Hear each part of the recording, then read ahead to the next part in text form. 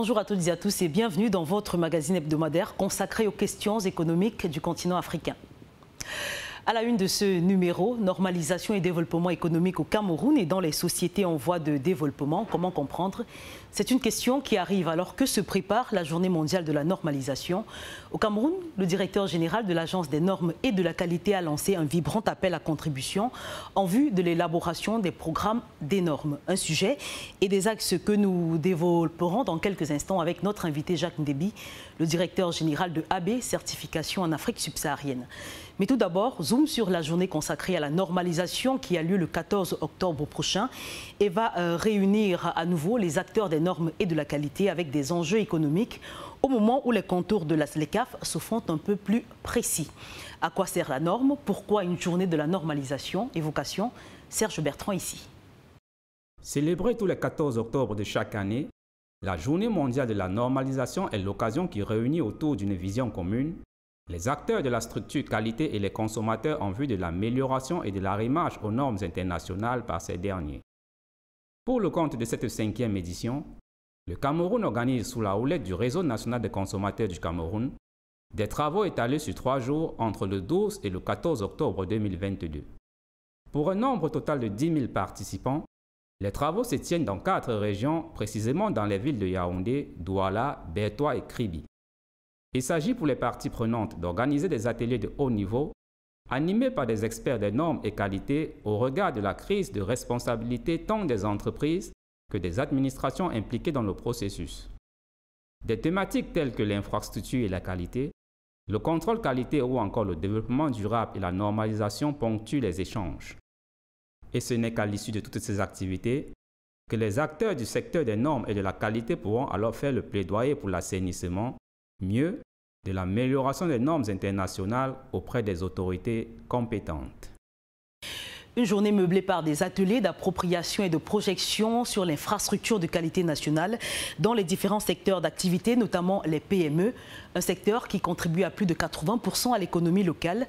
Et avec le démarrage effectif de la zone de libre-échange continentale africaine, il est impératif pour les pays du continent de s'arrimer aux exigences des textes internationaux afin de poursuivre et accroître les échanges inter-États, ce qui passe forcément par plusieurs objectifs, notamment de développement durable, comme nous le précise Marie-Vonne Dongo dans cet élément. Dans le souci d'atteindre les exigences fixées par les objectifs de développement durable, il est nécessaire d'accroître la coopération entre les secteurs publics et privés. Ceci vise à atténuer les inégalités sociales, à développer une économie durable et à freiner les changements climatiques. Il est également nécessaire de recourir à l'ensemble des outils disponibles, précisément les normes internationales et l'évaluation de la conformité. Dans une société camerounaise où l'économie a été plombée par la pandémie de coronavirus, les ODD doivent être abordés de façon inclusive. Le système de normalisation se fonde sur la collaboration, créer une synergie d'idées pour mieux rebâtir. Chaque 14 octobre, la journée de la normalisation est l'occasion de rendre hommage aux efforts déployés en collaboration par des milliers d'experts qui élaborent les accords techniques d'application volontaire publiés sous forme de normes internationales. Au Cameroun, les ateliers sont organisés sous le thème Vision commune pour un monde meilleur. Un ensemble de thèmes prévus, animés et modérés par des experts, avec la participation de l'Agence de la norme et de la qualité, des acteurs du monde industriel et consumériste. À présent, Jacques Ndébi qui revient sur l'impact économique et social de la normalisation dans les pays. Et on se retrouve juste derrière.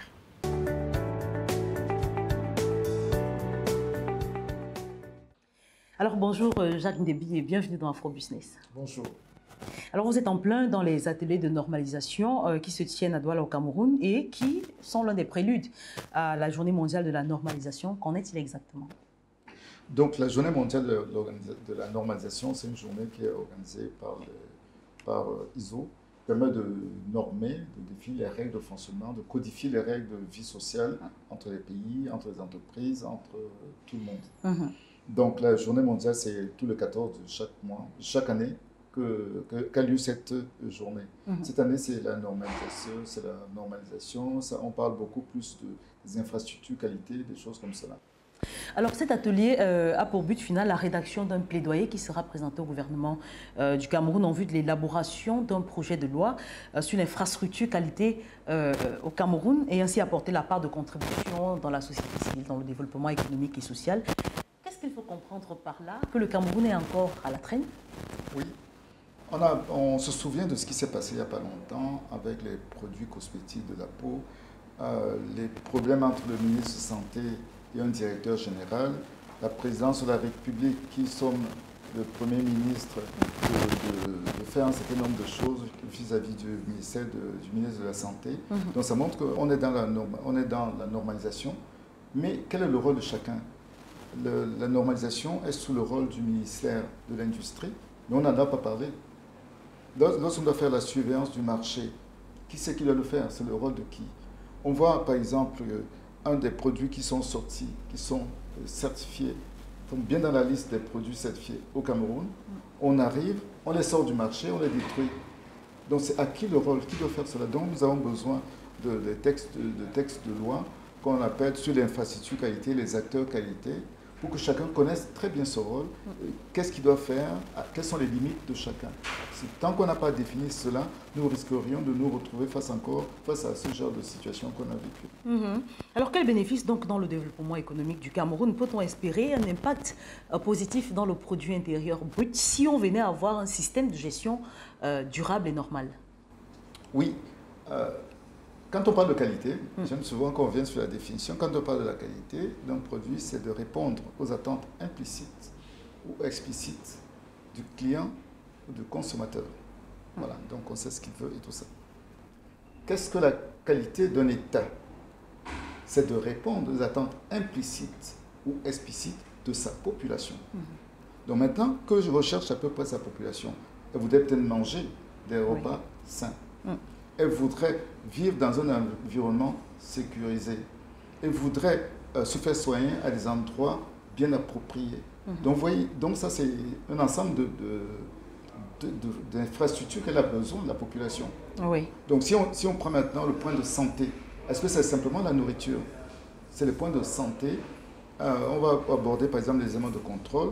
On va se rendre compte que chaque fois qu'on parle de contrôle, d'analyse, on oublie les laboratoires d'analyse médicale.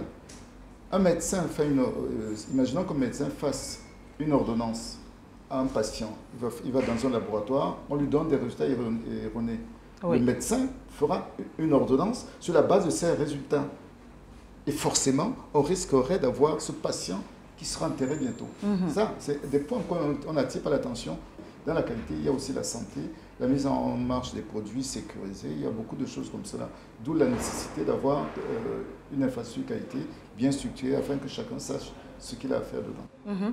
Et justement, j'aurais peut-être l'impression d'ajouter un cheveu dans la sauce. On a les PME qui contribuent à hauteur de 80% environ au tissu économique local. Alors, si justement la normalisation venait à être implémentée, qu'est-ce qu'on gagnerait en matière de développement économique? En matière de développement économique, à partir du moment où on voit qu'on vit dans un environnement international et tout ça. Donc comment faire pour que quelqu'un qui vient de l'étranger ait confiance en notre produit si nos produits, nos structures ne sont pas certifiées? Les gens risquent d'avoir peur de ça. Quand on va dans un hôpital ou quelque part, quand c'est bien fait, on a la sécurité que les choses vont se passer, on va prendre le produit correctement.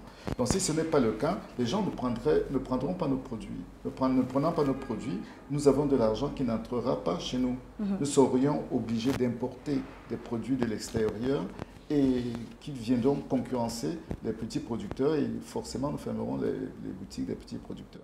Alors, je vais poser une question avant de continuer qui me vient à l'esprit.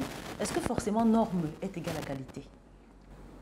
Donc, la norme, c'est souvent, on peut parler de norme, ce sont les spécifications. Et la qualité, c'est, comme je disais, c'est quelque chose qui satisfait aux attentes. Si je veux quelque chose de blanc, rouge, de telle couleur, vous me le donnez, c'est un produit de qualité.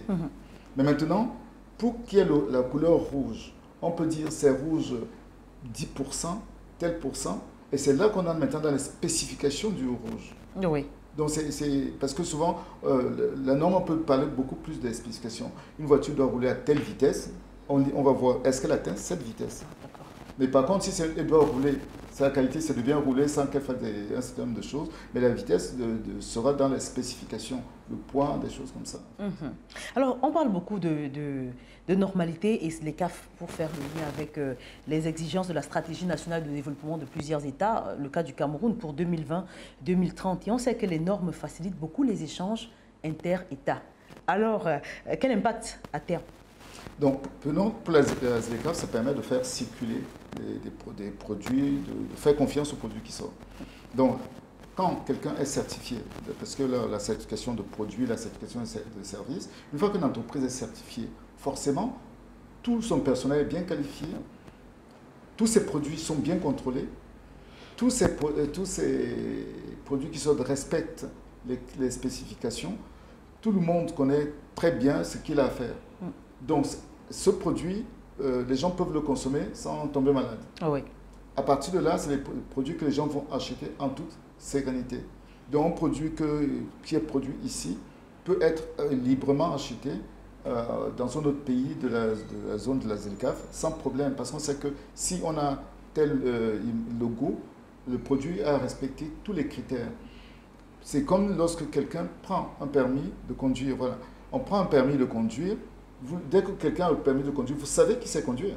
Et s'il n'a pas le permis de conduire, comment vous sauriez qu'il sait conduire? Donc le certificat, c'est comme ce permis de conduire. Après maintenant, lorsqu'on va partir dans cette zone de libre-échange, c'est un produit qui a un permis international. Si vous avez un permis camerounais, vous n'avez pas le droit de conduire dans un autre pays. C'est quand vous avez un permis international qu'il vous autorise de conduire partout.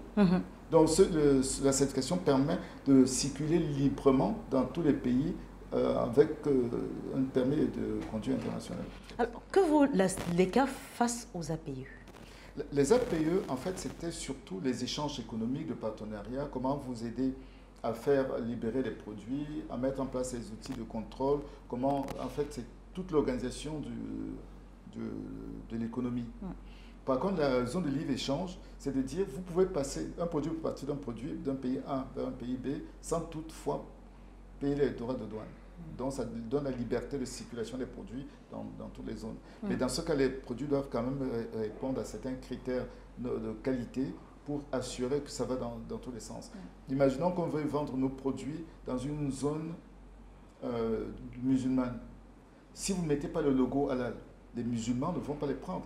Mais si, par exemple, ils voient le logo halal, ils prendront le produit, mais s'ils savent que ce produit a été fabriqué dans une entreprise certifiée, avec un certificat co-signé par le dirigeant, et par exemple, un tchèque musulman qui connaît les méthodes, ça va rassurer les consommateurs qui prendront ces produits sans toute quiétude. Mais comment est-ce qu'on peut se fier, moi, dans un pays A, et vous, dans un pays B, comment est-ce que je peux me fier à la qualité des produits que vous transportez pour me ramener? Donc, en fait, pour les sorties, nous savons qu'avec le ministère du Commerce, il y a des départements qui font des contrôles, qui vérifient s'il y a des certificats particuliers qui sont apposés sur les produits. Et c'est là qu'on donne l'autorisation de circuler ces produits, de faire circuler ces produits-là. Parce qu'on s'assure que tous les contrôles ont été faits correctement, la production a été faite suivant les règles, les spécifications techniques ont été respectées.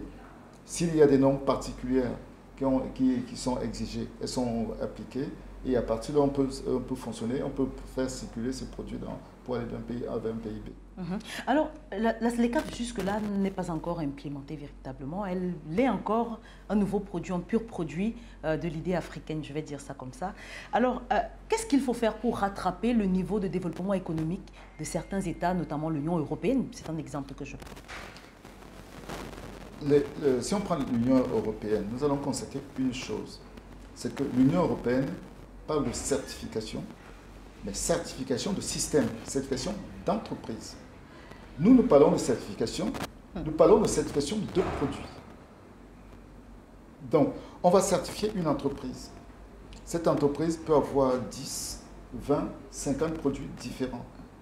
C'est du fait que l'entreprise soit certifiée, tous ces produits sont de fait certifiés. Mais quand on ne certifie pas une entreprise et qu'on certifie les produits, si on a 100 produits, il faut certifier les 100 produits. Si le coût d'une certification d'un produit, c'est 100 000, si on a 100 produits, ça fait la somme qu'il faille payer pour la certification. Or, si on a une entreprise qui a les 100 produits, le coût d'une certification, par exemple ISO 9001 pour tout, c'est moins de 15 millions de francs. Qu'est-ce qui est plus économique? Faire la certification de système ou la certification de produit? Donc, quand on a fait la certification de système, tous les produits respectent les mêmes façons de travailler, tout fonctionne correctement, le personnel est bien formé, les équipements sont étalonnés correctement, les choses se passent dans les règles de l'art, donc forcément, tout ça. Donc les Européens fonctionnent avec les certifications de système. C'est nous qui sommes toujours dans les certifications de produits. Il faudrait qu'on change de paradigme dans ce sens-là. Alors, est-ce que le contrôle de qualité comme levier de développement et de stabilité économique peut aider à la croissance rapide? Oui, parce qu'à partir du moment où on fait les éléments de contrôle, nous allons faire ce qu'on a dans la partie qualité, on a dans ce qu'on appelle la maîtrise statistique des procédés. Étant dans la maîtrise statistique des procédés, on met en place des sortes d'outils qu'on appelle les cadres de contrôle. Quand le fonctionnement du procédé est maîtrisé, c'est-à-dire il suit la courbe normale, on sait qu'on peut réduire les contrôles parce que le fonctionnement est maîtrisé. Le fonctionnement étant maîtrisé, ça voudrait donc dire qu'on va diminuer le nombre d'échantillons prélevés pour le contrôle. À partir du moment où on réduit le nombre d'échantillons prélevés pour le contrôle, on réduit le coût du produit qui sera mis sur le marché. Par exemple, quand les gens vont peut-être prendre de l'analyse de l'eau. Pour faire une analyse de l'eau dans un laboratoire, c'est 150 000. Pour faire par exemple un type d'analyse, c'est peut-être 30 000, 40 000. Donc si dans la journée, on doit prélever 10, 20 du même type de produits, échantillons du même type de produit qu'on analyse, l'entreprise est à 30 000 francs, 300 000 francs d'analyse de la journée. Or, si le système est maîtrisé, le laboratoire va vérifier si tous les restes des travaux ont été faits dans les règles de l'art. Dans ce cas, il peut prélever au hasard 2 ou 3 échantillons. Et il va décider que sur la base de ce plan d'échantillonnage, toute la formation, toute la production est bonne. Donc, combien on paye pour les analyses? Même pas 60 000, à la place de 300 000. Donc, puisqu'on sait que le coût d'analyse entre dans le coût du produit, on baisse directement le coût. Et les produits sont compétitifs. Donc, assez bénéfique pour les entreprises comme les PME. Oui, c'est assez bénéfique parce qu'on dit souvent, quand on reprend les produits locaux, ils sont plus chers que les produits importés. Parce qu'on a tous ces coûts qu'on ne voit pas et qui rendent le produit très, très cher. Alors, c'est un panel que vous allez développer le 14 octobre prochain, développement durable et normalisation, approche d'intégration et contextualisation. Oui. On m'a posé la question de savoir ce que ça voulait dire. Donc, quand on parle de normalisation et développement durable, les gens doivent savoir comment on crée une norme. C'est quoi une norme? Comment ça se crée? Tout le monde en parle, mais il faudrait qu'on nous explique. C'est quoi une norme? Puisque en général, on a 2 types de normes. La norme est d'application volontaire et la norme d'application obligatoire. C'est quoi la différence? Une norme est d'application, quand on crée les normes, c'est pour définir les fonctionnements. Elle est d'application volontaire. On n'est pas obligé d'utiliser les normes. Sinon, on prend la norme, par exemple, ISO 9001, c'est une norme d'application volontaire. Si elle était d'application obligatoire, toutes les entreprises devraient le faire. Ce n'est pas obligatoire. Et maintenant, pour des raisons de sécurité, de santé, de certains types de choses particulières, une norme ou une partie de la norme peut être rendue d'application obligatoire. Dans ce cas, elle rentre dans le monde de la, comment on appelle ça, de la législation. Quand on est dans le monde de la législation, on n'est plus dans le monde des normes, puisqu'on est dans le monde de la loi. Oui. Ça change complètement parce que si c'est la loi, c'est le problème de santé. Tout à l'heure, je disais que c'est quoi un État qui fait la qualité? Il doit s'assurer que dans le cadre de la santé de son personnel, il va falloir peut-être rendre certains produits d'application obligatoires pour assurer la santé de sa population. Donc, c'est l'une des raisons pour lesquelles ces normes peuvent être rendues d'application obligatoire, que ce soit les normes pour la santé, les normes pour l'environnement, les normes pour les hôtels, des choses comme cela. On prend les hôtels, on a eu des cas il n'y a pas longtemps, au début d'année, où on a eu des hôtels qui ont brûlé avec des gens parce qu'on n'avait pas rendu d'application obligatoire certains points. Si c'est rendu d'application obligatoire, lorsqu'on va recruter la serveuse, on va recruter quelqu'un, il y a tout un ensemble de règles de formation sur la sécurité, le départ de feu, l'utilisation des extincteurs, on aurait évité combien? 16 morts à Yaoundé. Parce que ça n'avait pas été rendu d'application obligatoire. Si c'est rendu d'application obligatoire, tous les boîtes de nuit sont obligés parce que c'est la loi. On peut pas. Donc quand on recrute une personne, forcément, on lui donne les cours de secourisme, on lui donne tout un ensemble de choses comme cela, on s'assure que les portes d'entrée dans la voie publique s'ouvrent de l'extérieur pour que si quelqu'un tombe, on ne l'écrase pas. Donc il y a tout un ensemble de choses comme cela qui doivent être faites. C'est là qu'on rend les normes d'application obligatoires. Quand c'est l'application obligatoire, on le fait, sinon il faut fermer. Alors justement, comment la normalisation améliore-t-elle la vie des populations? La certification améliore par exemple la vie des populations. Donc prenons par exemple dans le cas du développement durable. On va dire, dans le cas du développement durable, on doit faire en sorte que on va rendre le zéro pauvreté, zéro un certain nombre de choses, le travail sain. Donc à partir où on définit maintenant le travail sain, on va définir pour chaque type d'activité des règles de fonctionnement, des règles des normes d'application pour le secteur.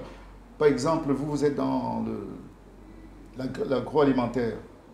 On dit qu'on est sensible à la normalisation. On va analyser le sol. On va s'assurer qu'on ne met pas n'importe quoi dans le sol parce qu'il faut préserver l'avenir de nos plantations. Sinon, on va pourrir la nature et on ne laissera rien pour les générations futures. Donc, on voit déjà un de ces points-là. Ensuite, quand les produits sont normalisés et l'entreprise certifiée, ça rassure. Donc, quand ça rassure, on achète plus facilement. Parce qu'on sait qu'on n'a pas de doute sur le produit qui est acheté. Donc, quand on n'a pas de doute, on achète librement. Et quand on a un doute, on n'achète pas. On connaît nous voyons beaucoup de personnes qui doivent, se rendant dans un endroit qu'ils ne connaissent pas les produits, ils ne vont pas oser le toucher parce qu'ils ont peur. Mais s'ils savent qu'il n'y a pas de crainte possible, ils le prennent sans souci. Alors, à quel moment interviennent certains acteurs comme la Nord dans le processus de normalisation? Dans un pays comme le Cameroun, par exemple. Donc, quand on parle d'infrastructure qualité, l'infrastructure qualité a des piliers, des piliers. Dans les piliers, on a le premier pilier, c'est la normalisation. Normalisation, c'est créer des normes. Voilà. Le second pilier, dans le cas de l'ONUDI, de ISO, le second pilier, c'est la métrologie. Et le troisième pilier, c'est ce qu'on appelle l'évaluation de la conformité. La normalisation, c'est ISO. Oui. ISO est basé à Genève. Il détermine très bien comment ça se passe, comment on crée une norme, ce sont les normes internationales, les normes privées. Lorsqu'on écrit des procédures internes, ce sont les normes internes. Donc, à partir de là, on sait qu'il faut regrouper un certain nombre de personnes pour qu'ils s'entendent sur un certain nombre de règles pour pouvoir échanger entre eux. Donc, ça, c'est la partie norme. Au Cameroun, la norme est rattachée. Le Cameroun est membre de ISO par la norme. Donc, il écrit des normes, que ce soit les normes nationales et tout ça. Quand on rentre maintenant dans l'évaluation de la conformité, qui est rattachée à IAF, qui est basée en Australie, la norme n'y est pas. Ça, ce n'est pas l'évaluation de la conformité. Les structures comme AB Certification, nous sommes rattachés à IAF. Parce que notre rôle, c'est de fonctionner, de faire des audits, de tout l'ensemble de choses. Donc, il y a son travail, c'est faire les normes. Oui. L'autre, c'est faire l'évaluation de la conformité pour donner le certificat. Ensuite, il y a un qui s'appelle la métrologie. Il est rattaché au Bureau international des poids et mesures. Son rôle, c'est l'étalonnage des équipements. On n'en a pas. L'évaluation de la conformité, on n'en a pas.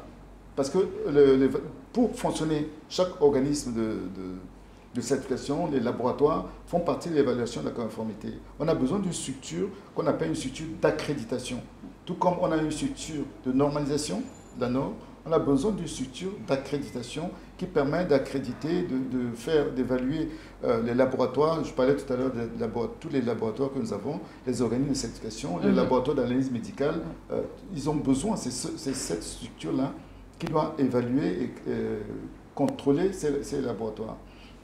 Ensuite, nous avons le bureau de poids et mesures qui, lui, doit nous assurer que les équipements que nous utilisons sont fiables. On peut tout faire. Si on n'a pas des équipements fiables, on aura toujours des résultats qui ne sont pas probants. Donc, c'est là qu'on a maintenant ces 3 pilotes. Ce sont les 3 piliers qu'on devrait avoir. Donc, la norme, c'est la normalisation. Oui. Point. Les rattacher à ISO. Tout le reste, là, oui, c'est du superflu.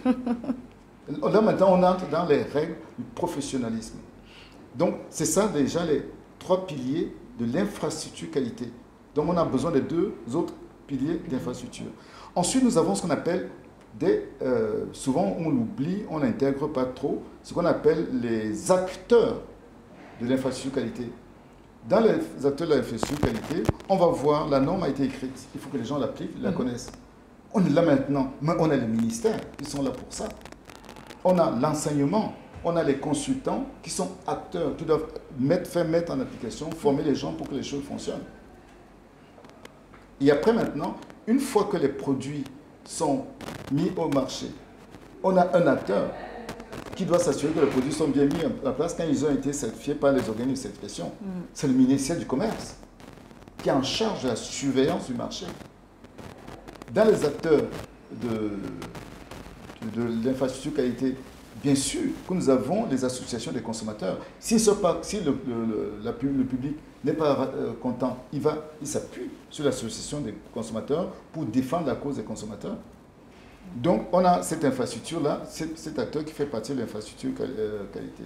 Donc, je dis ministère du Commerce qui doit surveiller l'infrastructure qualité, la mise en place des démarches. Il faut parler des personnes. Quand on a une entreprise d'État qui fait un accompagnement qualité pour mettre en place l'organisation, ça c'est l'État, c'est le pays.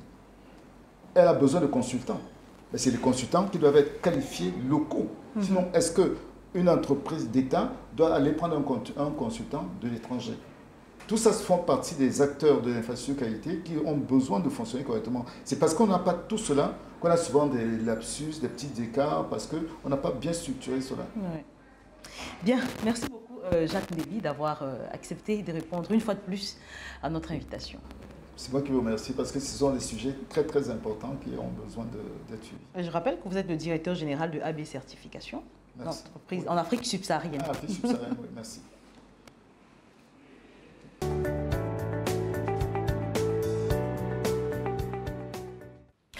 Voilà, c'est un entretien qui met également fin à ce programme. Merci à vous de nous avoir suivis. Merci de bien vouloir rester en compagnie de nos programmes. Mais je vous invite également à nous suivre sur nos différentes plateformes de réseaux sociaux, sur LinkedIn, sur Twitter, sur Facebook ou encore sur Instagram. Très bonne suite des programmes en notre compagnie et à très vite.